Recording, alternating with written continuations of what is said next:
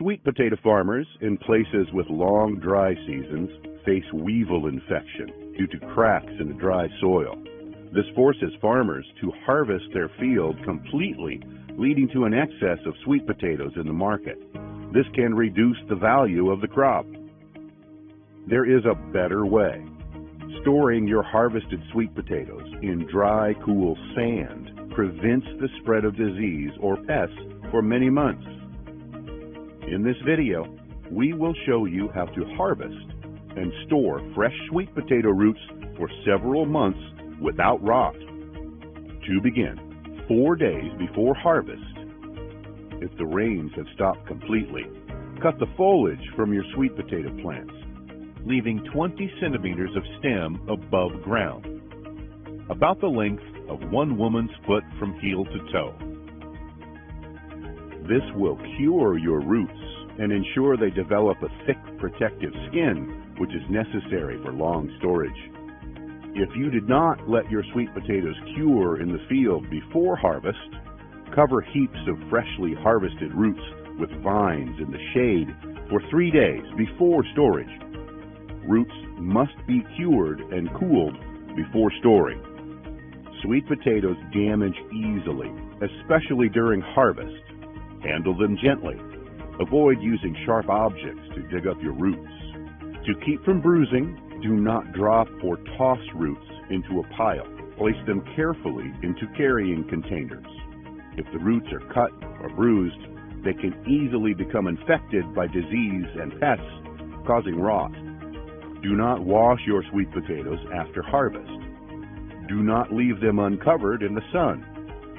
Storing sweet potatoes in a sandbox inside or in a stepped pit outside can keep them rot and weevil free for up to 6 months.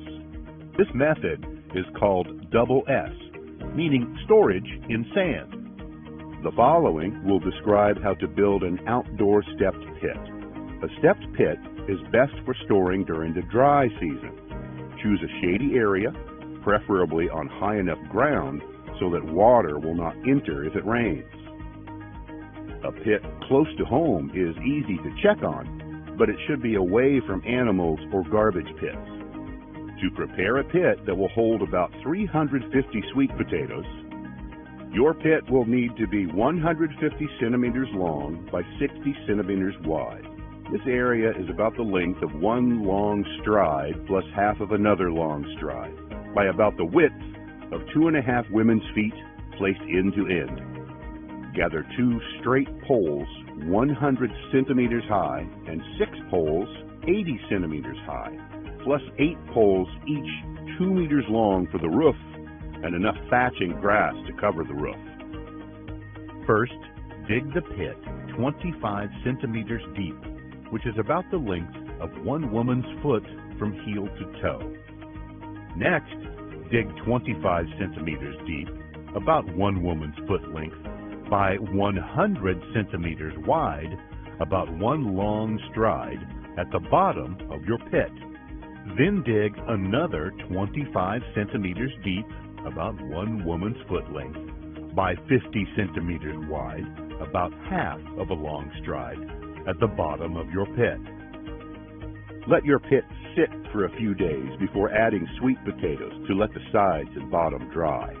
Construct a slanted roof 1 meter or about one long stride tall in the front and 80 centimeters tall or about the height of 4 spread out hands in the back of your pit. Slope the roof in the direction of the winds. You are now ready to fill your pit. Select your roots for storage. Only store roots that are undamaged, have cured, been recently harvested, and cooled in the shade. Cut roots or roots with weevil damage cannot be stored. Collect 35 10-liter buckets full of medium-sized sand grains. Dry the sand well, then cool for several days before using. Moist sand will cause the roots to heat up, sprout, and rot. Fine sand blocks adequate airflow. Put a 5-centimeter layer of cool, dry sand, about the length from the top of your thumb to its first knuckle, at the bottom of the pit. Set a layer of sweet potato roots onto the sand. making sure that the roots do not touch one another. Cover these roots with a 5 centimeter layer of cool, dry sand. Repeat with another layer of roots, careful not to touch each other, followed by another 5 centimeter layer of sand. Continue to add layers of roots and sand until you have reached the top of your pit, covering the top layer of roots fully with dry sand. You can also build a sandbox made of dried mud bricks or walls built inside a clean, dry, thatched roof hut with a door to keep out animals. This is the best method for storing if it will rain during the month of storage. Make sure the hut has good ventilation to ensure the sand in the box stays dry. If the room gets too humid, the roots will sprout. The wall of your house will be one side of the box, or you can build the box in a corner using 2 walls of the house as sides of your box. Use bricks of dried mud to build the other walls. Build a box that is 1 meter wide, or about 1 long stride, and 50 centimeters long, about half a long stride, and 75 centimeters tall, which is about the length of 3 women's feet, measuring from heel to toe. The walls should be 15 centimeters thick, which is about the length of a woman's hand from the base of her wrist to the tip of her longest finger. Let the box completely dry. You are now ready to fill your sandbox. Fill your sandbox just as you would your sand pit. Make sure the sweet potatoes do not touch each other and are covered completely by cool, dry sand. Monitor your pit or indoor sandbox about every 2 weeks to ensure the roots have not rotted or sprouted. If your pit or box feels warm, or if there is a bad smell, unpack it immediately and remove any rotten or weevil-infested roots. Check for sprouts. Remove any sprouts that are shorter than the fingernail on your thumb. If the sprouts are longer than the fingernail on your thumb, the root should be eaten or stored using the SSS method to be used as a source of seed for the next season. Repack all healthy roots exactly as before.